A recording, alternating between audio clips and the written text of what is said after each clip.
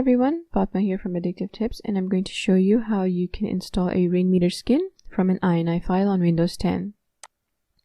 Now, if you installed Rainmeter as a portable app, you obviously selected a certain folder to install it to, and you need to visit that folder, and inside there should be a skins folder. That's where you're going to install the INI file.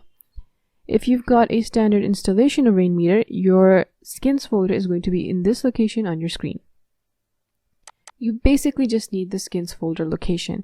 Once you have the folder location, what you need to do is you need to create a new folder here for the skin that you're installing and move the INI file to this folder.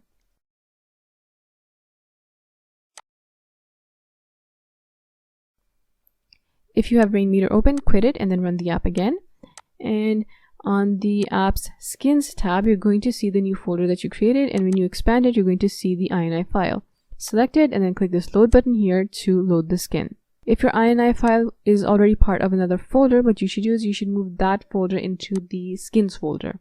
Thanks for watching. I'll see you later with more tech tips.